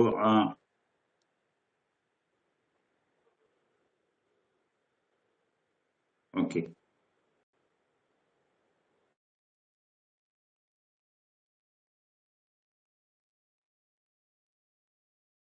ഓക്കെ. അപ്പൊ കർമ്മകാണ്ഡത്തിന്റെ ശാസ്ത്രമാണ് പൂർവമീമാംസ.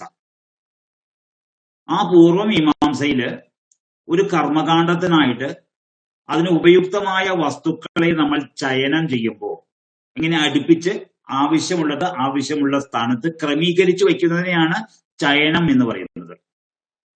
ചയനം ചെയ്യുമ്പോൾ അത് ജോഡികളായിട്ടാണ് ചയനം ചെയ്യാൻ പറഞ്ഞിട്ടുള്ളത്. അമ്മിയും, ഇപ്പൊ വീട്ടിൽ തന്നെ നോക്കി, അമ്മിയും പിള്ളയും, അമ്മിയും അമ്മിക്കുട്ടിയും. ചിലർ അമ്മിക്കുട്ടി എന്നാ പറയുന്നത്, ചിലർ പിള്ള എന്ന് പറയും. ഉരലും ഉലക്കയും ജോഡിയായിട്ടാണ് അല്ലെ? അച്ഛനും അമ്മയും ജോഡിയാണ്. വീടും പുരയിടവും ജോഡിയാണ്. വീടിന്റെ തറയും മേൽക്കൂരയും ജോഡിയാണ്. നമുക്ക് 2 കൈകളുണ്ട് ജോഡിയായിട്ടാ, 2 കണ്ണ്, 2 കാത്. എല്ലാവർക്കും 2 കണ്ണല്ലേ 2 കാതല്ലേ എന്നൊക്കെ എല്ലാവരും ചോദിച്ചേക്കാം. പക്ഷെ ഈ 2 കണ്ണ് എന്നുള്ളതായിട്ട് എന്തുകൊണ്ട് അത് ജോഡിയായിട്ട് വന്നു? കാരണം ഈ പ്രപഞ്ചത്തിന്റെ ഭാഗമാണ് ഈ 2 കണ്ണ്. ഈ പ്രപഞ്ചത്തിൽ എന്തെങ്കിലും നമുക്ക് കാണണമെങ്കിൽ കണ്ണ് വേണ്ടേ? ആ കണ്ണ് നമുക്ക് ജോഡിയായിട്ടാണ് തന്നിട്ടുള്ളത്, ഇടം കണ്ണും വലം കണ്ണും. കാരണം ഈ ഈശ്വരന്റെ ഈ സമ്പൂർണ്ണ സൃഷ്ടി അത് ജോഡിയിലാണ് ആരംഭിച്ചത്.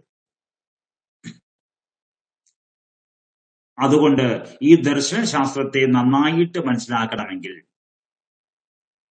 മനുഷ്യൻ ഒറ്റയ്ക്ക് പോയാൽ പറ്റില്ല അല്ലെ? ഒറ്റയ്ക്ക് ഉണ്ണുക, ഒറ്റയ്ക്ക് ഉറങ്ങുക, അത് വളരെ സ്വാർത്ഥതാപൂർണമായിട്ടുള്ള പ്രവൃത്തിയായിട്ടാണ് ദർശനശാസ്ത്രം കാണുന്നത്. അതുകൊണ്ട് നിങ്ങൾ എന്ത് ചെയ്യണം?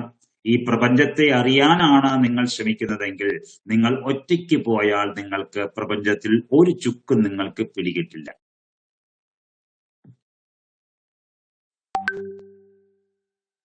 ഇപ്പൊ നമ്മള് മതമതാന്തരത്തിലേക്ക് പോവുകയാണെങ്കിൽ ക്രിസ്ത്യാനികൾ പറയാറുണ്ട്, യഹോവ ഏദൻ തോട്ടത്തിൽ ആദമിനെ മാത്രമാണ് ആദ്യം സൃഷ്ടിച്ചത്. അവന്റെ ജീവിതം വളരെ വിരസവും ദുർഘടവുമാണെന്ന് കണ്ടറിഞ്ഞപ്പോൾ അവന്റെ ഒരു വാരിയെല്ല് വലിച്ചൂരി സ്ത്രീയെ സൃഷ്ടിച്ചു എന്ന്. നമുക്കത് കേൾക്കുമ്പോ ഒരു ചിരി, ഒരു പരിഹാസ ചിരി നമ്മുടെ ചുണ്ടിൽ വന്നേക്കാം. പക്ഷെ ദർശനശാസ്ത്രത്തെ അറിഞ്ഞ ഒരാൾക്ക് ആ പരിഹാസച്ചിരി വരില്ല. എത്രയോ ദർശനത്തിന് അനുകൂലമായിട്ടുള്ള ഒരു പരാമർശമാണ് അത് എന്ന് അറിഞ്ഞ് വലിയ സന്തോഷമായിരിക്കും അത് ദാർശനികന് ഉണ്ടാക്കി കൊടുക്കുക.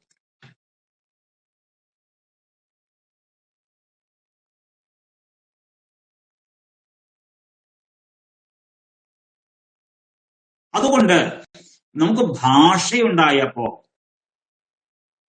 ആ ഭാഷയിലെ പദങ്ങളെ നമ്മൾ പുല്ലിംഗമായിട്ടും സ്ത്രീലിംഗമായിട്ടും വിഭജിച്ചു. പുല്ലിംഗമായിട്ടും സ്ത്രീലിംഗമായിട്ടും വിഭജിച്ചു. എന്നിട്ടോ ഈ പുല്ലിംഗത്തിന്റെയും സ്ത്രീലിംഗത്തിന്റെയും സ്വഭാവം തീർത്തുമില്ലാതെ വന്ന, അല്ലെങ്കിലോ പുല്ലിംഗവും സ്ത്രീലിംഗവും എവിടെയാണോ തുല്യമായിട്ട് മേളിക്കുന്നത് അതിനെ നപും എന്ന് പറഞ്ഞുകൊണ്ട് മൂന്നാമതൊരു ലിംഗമായി ചിത്രീകരിച്ചു. നപുംസകലിംഗം എന്നൊരു ലിംഗം ഉണ്ടെങ്കിലും ഭാഷയിലെ പദങ്ങളെല്ലാം പ്രധാനമായും എവിടെയാണ് വിഭക്തമായിരിക്കുന്നത്? പുല്ലിംഗത്തിലും സ്ത്രീലിംഗത്തിലും വിഭക്തമായിരിക്കുന്നു. അവിടെ ചിലപ്പോൾ പുരുഷനും സ്ത്രീയും ചേരുമ്പോൾ പുരുഷന് പ്രാധാന്യം വരും, ചിലപ്പോൾ പുരുഷനും സ്ത്രീയും ചേരുമ്പോൾ സ്ത്രീക്ക് പ്രാധാന്യം വരും. എവിടെയാണോ പുരുഷന് പ്രാധാന്യം വരുന്നത് അവിടെ പുരുഷലിംഗമായിട്ടും, എവിടെയാണോ സ്ത്രീക്ക് പ്രാധാന്യം വരുന്നത് അവിടെ സ്ത്രീലിംഗമായിട്ടും വ്യവഹരിക്കണം.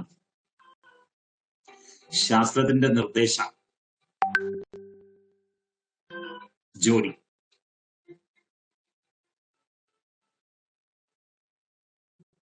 ഇതാണ് ദർശനശാസ്ത്രം നമുക്ക് നൽകുന്നതായ ഒരു കാഴ്ചപ്പാട്. ഈ കാഴ്ചപ്പാടിനെ ലോകം രണ്ടു കൈയും നീട്ടി സ്വീകരിച്ചതിന്റെ ഫലമാണ് എന്ത്? ഒരു പുരുഷന് ഒരു സ്ത്രീ വേണം, ഒരു സ്ത്രീ ആയാൽ ഒരു പുരുഷൻ വേണം എന്നുള്ളതായിട്ടുള്ള നമ്മുടെ സംസ്കാരം. വിവാഹം എന്ന് പറയുന്ന സംസ്കാരേ, ആ സംസ്കാരം പിന്നെയോ ഈ പുരുഷനും പ്രകൃതിയും ചേർന്ന് മഹത്തത്വത്തെ സൃഷ്ടിച്ചു. മഹത്തത്വം പ്രകൃതിയുമായിട്ട് ചേർന്ന്, പുരുഷന്റെ സഹായത്തോടു കൂടി പ്രകൃതിയുമായിട്ട് ചേർന്ന് അഹങ്കാരത്തെ സൃഷ്ടിച്ചു. അഹങ്കാരം പഞ്ചതന്മാത്രകളെ സൃഷ്ടിച്ചു. പഞ്ചതന്മാത്രകൾ 5 ജ്ഞാനേന്ദ്രിയങ്ങളെയും 5 കർമ്മേന്ദ്രിയങ്ങളെയും ഒരു മനസ്സിനെയും സൃഷ്ടിച്ചു. പഞ്ചതന്മാത്രകളോ പഞ്ചമഹാഭൂതങ്ങളെ സൃഷ്ടിച്ചു. അപ്പൊ സ്ത്രീയും പുരുഷനും ഒരുമിച്ച് ആയാൽ മാത്രം പോരാ, അവരുടെ മേളനത്തിന്റെ ഫലമായിട്ട് പ്രജനനം കൂടി വേണം എന്ന് ശാസ്ത്രം നിഷ്കർഷിച്ചു, നമ്മുടെ ദർശനശാസ്ത്രം നിഷ്കർഷിച്ചു. അതുകൊണ്ടോ വിവാഹിതരായി കുറെ കാലം അവർ ആനന്ദിച്ചു ജീവിച്ചാലും കുറച്ചു കഴിയുമ്പോൾ പ്രജനനം ഉണ്ടായില്ലെങ്കിൽ അവർക്ക് വിരസത ഉണ്ടാവും. നമുക്കുണ്ടാവുന്ന വിരസത ദർശനം പഠിച്ചത് കൊണ്ടാണോ? അല്ല. ദർശനം പഠിക്കാത്തത് കൊണ്ടാണോ? അതുമല്ല. അപ്പൊ നമുക്കുണ്ടാവുന്ന വിരസത എങ്ങനെ വന്നു? അത് സ്വാഭാവികമാണ്. ഒറ്റയ്ക്ക് താമസിക്കുമ്പോൾ ഉണ്ടാവുന്ന വിരസത സ്വാഭാവികമാണ്. അതാണ് ആദമിനുണ്ടായത്. രണ്ടുപേരും മാത്രമായി കഴിയുമ്പോൾ ഉണ്ടാകുന്ന, കുറച്ച് കഴിയുമ്പോൾ ഉണ്ടാകുന്ന വിരസത അത് സ്വാഭാവികമാണ്. അതുകൊണ്ട് അവർ പ്രജനനം ആഗ്രഹിക്കുന്നു. പ്രജനനം നടക്കുന്നില്ലെങ്കിലോ അതിന്റെ കാരണം കണ്ടെത്താനുള്ള എക്സ്പെർട്ടുകൾ വേണം, വൈദ്യൻ വേണം. വൈദ്യൻ രോഗത്തെ നിദാനം ചെയ്യും, എന്നിട്ട് ഭൈഷജ്യം വിധിക്കും, മരുന്ന് വിധിക്കും. അപ്പോൾ മരുന്ന് അന്വേഷിച്ച് കണ്ടുപിടിച്ച് സേവനം നടത്തിയിട്ട് എന്താണോ പ്രജനനത്തിന് തടസ്സമായി നിൽക്കുന്നതായിട്ടുള്ള കാര്യം അതിനെ ഒഴിവാക്കാനാണ് ഭൈഷജ്യം. തടസ്സം ഒഴിവാക്കാനാണ്. കുട്ടി ഉണ്ടാവാനല്ല മരുന്ന് കുട്ടി ഉണ്ടാവുന്നതിൽ നിലനിൽക്കുന്ന തടസ്സം എന്താണോ ആ തടസ്സത്തെ വേർപെടുത്താനാണ് മരുന്ന്. ഇതും ദർശനശാസ്ത്രമാണ് നമ്മളോട് പറയുന്നത്, യോഗശാസ്ത്രം.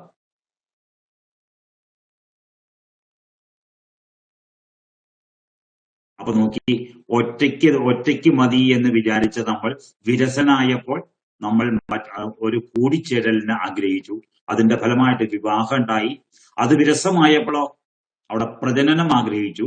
അത് നടക്കാതെ വന്നപ്പോഴോ അതിന് ഉപായങ്ങൾ സ്വീകരിക്കാനായിട്ട്, അതിന്റെ പരിഹാരത്തിനായിട്ട് നമ്മൾ മറ്റുള്ള ആളുകളുടെ സഹായം സ്വീകരിക്കാൻ തുടങ്ങി. അങ്ങനെ നമുക്ക് ശരിയായ രീതിയിൽ ഈ പ്രപഞ്ചത്തെ ഉൾക്കൊള്ളാൻ കഴിയണമെങ്കിൽ നമ്മൾ ഒന്ന് എന്നുള്ളതിന് പകരം, ഒരു ജോഡി എന്നുള്ളതിന് പകരം ഒരു ഗണമായി തീരണം. ആ ഗണത്തെയാണ് ഗണാനാം ത്വാ ഗണപതി എന്ന് പറഞ്ഞുകൊണ്ട് വാഴ്ത്തിയിരിക്കുന്നത്.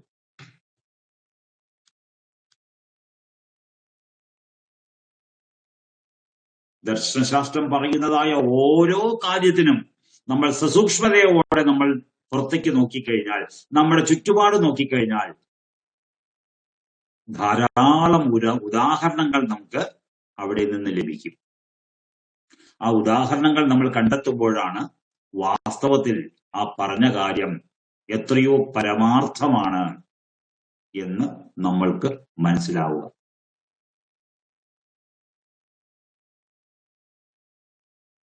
അപ്പൊ ഈ ദർശനശാസ്ത്രം നമ്മൾ സൂത്രരൂപത്തിൽ പഠിച്ചുകൊണ്ട്, അല്ല സ്വായത്തമാക്കിക്കൊണ്ടാലും അതിനെ വ്യാഖ്യാനിച്ച് നമ്മൾ പഠിക്കുന്ന സമയത്ത് ഇന്ന് എത്ര വൈദിക വാങ്മയങ്ങൾ ഉപലബ്ധമാണോ ആ വാങ്മയങ്ങൾക്ക് എല്ലാത്തിനും ഈ ദർശനത്തെ വ്യാഖ്യാനിക്കുന്നതിൽ യോഗദാനം ചെയ്യാൻ കഴിയും. ആ യോഗദാനം നമ്മൾ സ്വീകരിക്കണം. അപ്പോൾ മാത്രമാണ് ഈ ദർശനശാസ്ത്രം നമുക്ക് ഹൃദിസ്ഥമായി എന്ന് പറയാനായിട്ട് കഴിയും. ഒന്നും വേണ്ട, ഈ യജ്ഞയാഗങ്ങൾക്ക് നമ്മൾ ഉപയോഗിക്കുന്നതായിട്ടുള്ള ഉപകരണങ്ങളെ നോക്കാം. ജോഡി, ജുഹു, സ്രുവം. ജുഹു എന്ന് പറയുന്നത് സ്ത്രീ യോനിക്ക് സമാനമായിട്ടുള്ള ഒരു ഉപകരണമാണ് ജുഹു. അതിന്റെ പേരും സ്ത്രീലിംഗ. ശ്രുവഹ എന്ന് പറയുന്നത് പുരുഷലിംഗത്തിന് സമാനമായിട്ടുള്ള ഉപകരണമാണ്. ശ്രുവഹ എന്നുള്ള ഉപകരണത്തിന്റെ പേര് പുല്ലിംഗത്തിലാണ്. അത് രണ്ടും ചേർത്ത് പിടിച്ചിട്ടാണ് നമ്മൾ ആഹുതി കൊടുക്കുക.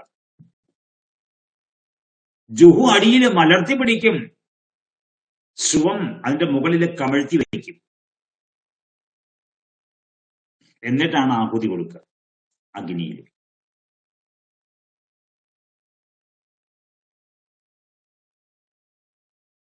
അങ്ങനെ ഒന്നിന്റെ മുകളിൽ ഒന്ന് മലർന്നിരിക്കുകയും മറ്റൊന്ന് കമിഴ്ന്നിരിക്കുകയും ചെയ്യുന്ന ആ ജോഡി ഉപയോഗിച്ചുകൊണ്ട് നമ്മൾ ചെയ്യുന്നതായ യജ്ഞകർമ്മത്തിന് യജ്ഞം പറയുന്ന പേര് പ്രജനനം എന്നാണ്. ഈ പ്രജനനത്തെ കുറിച്ച് നമ്മൾ പറയുമ്പോൾ അയ്യോ, ചിലർ അതിനെ എന്ത് ചെയ്യുന്നു, അതിനെ വളരെ മോശമായ പദങ്ങളായിട്ട് കാണുന്നു. മോശമായിട്ടുള്ള ഒരു ആശയത്തിന്റെ ആവിഷ്കാരമായിട്ട് കരുതുന്നു. തെറ്റാ. അത് നമ്മൾ പക്വമതികളല്ലാത്തത് കൊണ്ട് തോന്നുന്ന കാര്യം. ഒരു കാര്യത്തെ നമുക്ക് ഗൗരവതരമായിട്ടും പറയാൻ കഴിയും, ഗൗരവതരമല്ലാതെയും പറയാൻ കഴിയും. അപ്പൊ നമ്മുടെ പ്രസന്റേഷന്റെ കുഴപ്പമാണ് എന്ത്, നമുക്കത് ദഹിക്കുന്നുണ്ടോ ഇല്ലയോ എന്നുള്ളത്. എവിടെ പ്രജനനത്തെ കുറിച്ച് പറഞ്ഞത്? ഉപനിഷത്ത്, തൈത്തിരീയ ഉപനിഷത്ത്. മാതാപോർവരൂപം പിതാ ഉത്തരരൂപം.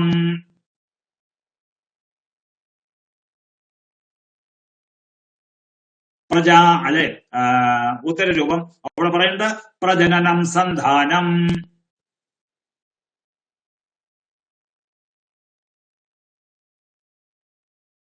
അപ്പൊ അവിടെ ഈ രണ്ടിനെയും പറയുന്ന പോലെ മിഥുനങ്ങൾ എന്നാണ്. അപ്പൊ മിഥുനങ്ങൾ ചേർന്നുള്ള പ്രവൃത്തി ഏതാണോ അത് മൈഥുനം. ഇന്ന് നമ്മൾ മൈഥുനം എന്നൊക്കെ പറയുമ്പോൾ ഏകപക്ഷീയമായിട്ടാണ് ആ മൈഥുന ശബ്ദത്തെ ഉപയോഗിക്കുന്നത്. ഈ നമ്മൾ നമസ്തേ എന്ന് പറഞ്ഞിട്ട് 2 കൈകൾ ചേർക്കുന്നില്ലേ, അത് മൈഥുനമാണ്. കാരണം വലങ്കയും ഇടങ്കയും മിഥുനഭാവത്തിൽ സമ്മേളിക്കുമ്പോഴാണ് നമസ്കാരത്തിന്റെ മുദ്ര ഉണ്ടാവുന്നത്.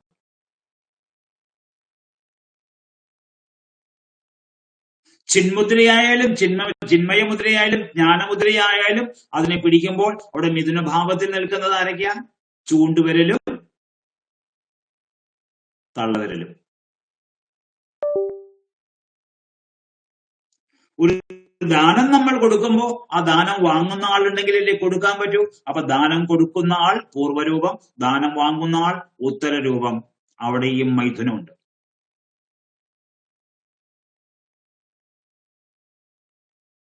അപ്പൊ സൃഷ്ടി പറയാണ് എന്ത്? ഈ സൃഷ്ടി എന്താണ്? പ്രകൃതിയുടെയും പുരുഷന്റെയും മൈഥുനത്തിൽ നിന്നാണ് ഉണ്ടായത്. അതിൽ നിന്ന് പ്രജനനം ഉണ്ടായി. ആ പ്രജനനമാണ് വാസ്തവത്തിൽ ഈ ലോകം എന്ന് പറയുന്നത്. അതുകൊണ്ട് ഈ ലോകത്ത് ആരാണോ ജീവിക്കുന്നത് അവർ മൈഥുനം ചെയ്യുകയും പ്രജനനം നടത്തുകയും വേണം.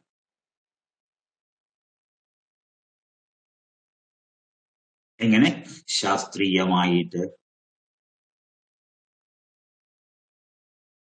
പുരുഷ സൂക്തം നിങ്ങൾ ചിലരെങ്കിലും സ്വാധ്യായ രൂപത്തിൽ ചെയ്യുന്നുണ്ടാവും.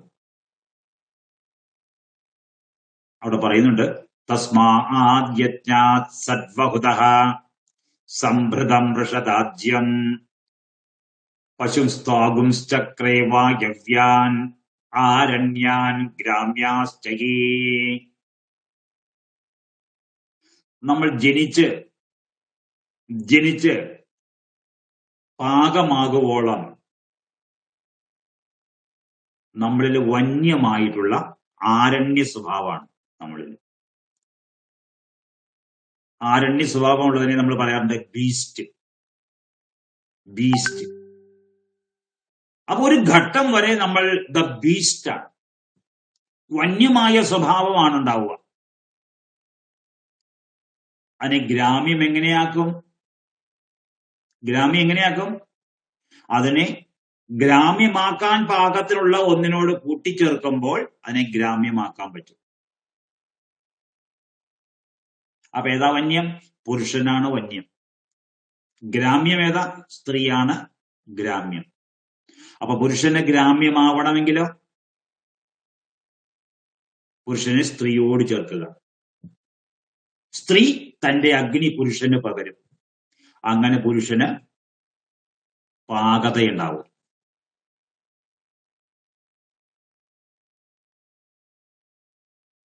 ഇതെല്ലാം ദർശനശാസ്ത്രത്തിന്റെ വിഷയങ്ങളാണ്.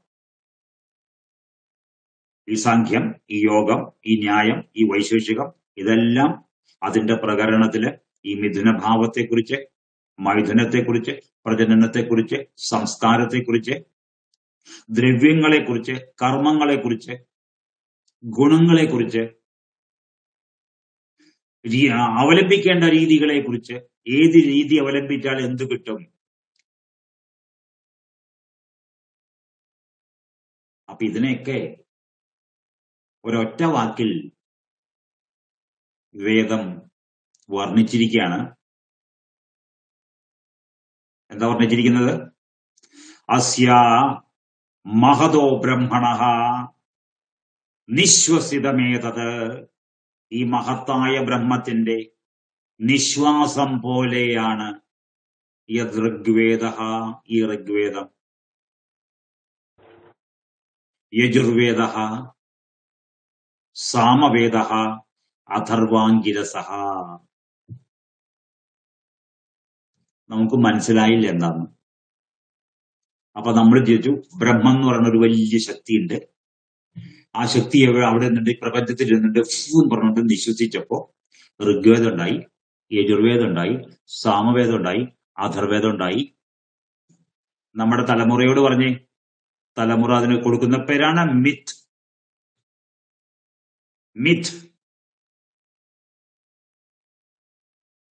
എന്നുവെച്ചാൽ പുതിയ തലമുറയുടെ മുമ്പിൽ നമ്മുടെ പ്രസന്റേഷൻ ശരിയായില്ല. അതുകൊണ്ട് അവർ എന്ത് ചെയ്തു?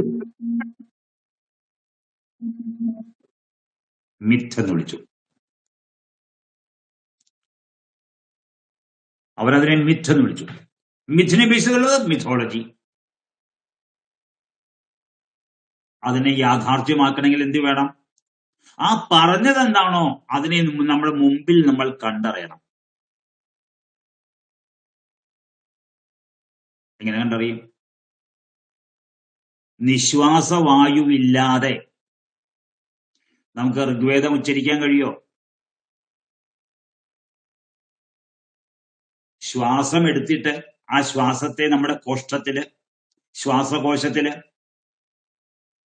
നിറച്ചു വെച്ചിട്ട് അതിനെ പുറത്തേക്ക് എടുത്തിട്ടല്ലേ നമ്മൾ ഋഗ്വേദം ഉച്ചരിക്കുന്നത്.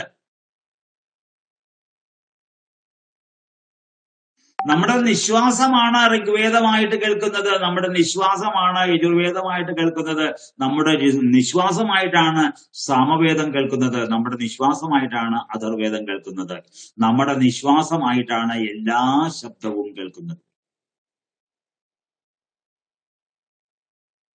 ഉള്ളിൽ നമ്മൾ ശ്വാസത്തെ സംഭരിച്ചില്ലെങ്കിൽ ഒരു ശബ്ദം പോലും മറ്റുള്ളവർ കേൾക്കുന്ന രീതിയിൽ നമുക്ക് ഉച്ചരിക്കാൻ കഴിയില്ല. ആ പ്രത്യക്ഷമായ ഉദാഹരണത്തെ കാണുമ്പോൾ വേദം പറഞ്ഞത് എന്താണെന്ന് നമുക്ക് മനസ്സിലാവും. എന്ത്? അസ്യ മഹതോ ബ്രഹ്മണഃ നിശ്വസിതമേതത് യത് ഋഗ്വേദഃ യജുർവേദഃ സാമവേദഃ അഥർവാംഗിരസഃ.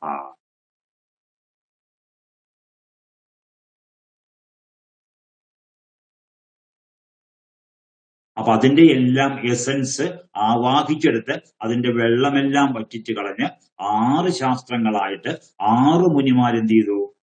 പരസ്പര പൂരകങ്ങളായിട്ട് അവയെ 3 ജോഡികളായിട്ട് സമാനതന്ത്രങ്ങളായിട്ട് കൂട്ടിക്കെട്ടി. മോഡേൺ എഞ്ചിനീയറിംഗ് അതിനെ ഫോളോ ചെയ്തു. കാരണം ഈ ആശയങ്ങളെയാണ് പ്രപഞ്ചത്തിൽ നടപ്പാക്കിയിരിക്കുന്നത്. പ്രപഞ്ചത്തിനൊരു എഞ്ചിനീയറിംഗ് ഉണ്ട്. അപ്പൊ പ്രപഞ്ചത്തിന്റെ എഞ്ചിനീയറിംഗിനെ കുടപിടിക്കുന്നതായിട്ടുള്ള ആ ശാസ്ത്രം 3 ജോഡികളാണെങ്കിൽ ഇന്ന് നമ്മുടെ ഒരു ബിൽഡിങ്ങിന്റെ പ്ലാൻ എടുത്തേ. അതിന് 3 ഭാഗങ്ങളുണ്ട്: the plan, side view, elevation.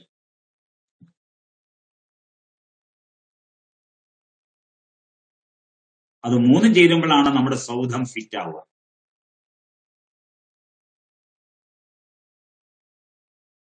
സമയം ഒരുപാട്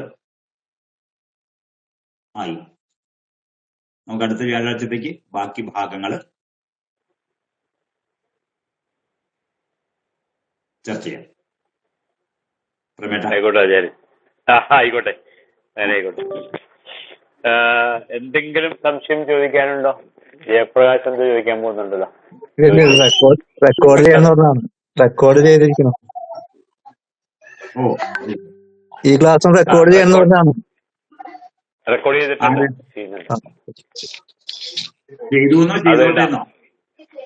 ചെയ്യുന്നുണ്ട്. ഇതിനകത്ത് ഇടാം, നമ്മളെ വേദശാസ്ത്രം ഗ്രൂപ്പിലിടാം. Okay, thank you sir. സാറേ, എനിക്കൊരു അഭിപ്രായം പറയാനുണ്ടായിരുന്നു. കേക്കാവോ? വളരെ വളരെ വളരെ നല്ല ക്ലാസ് ആയിരുന്നു. വളരെ എന്താ പറയുക, ഒരു നദി ഒഴുകുന്ന പോലെ ഇത്രയും സ്മൂത്ത് ആയിട്ട്, അതും ഇത്രയും ഗഹനമായിട്ടുള്ള ഒരു സബ്ജക്ട് സാറ് കൈകാര്യം ചെയ്തത് വളരെ നല്ലതായിരുന്നു.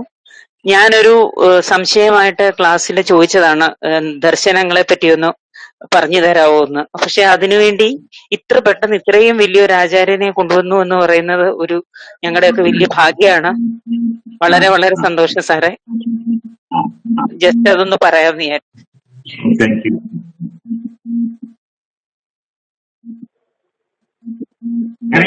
ഉണ്ടോ? ശരി ശരി ശരി മാഷേ, ആയിക്കോട്ടെ.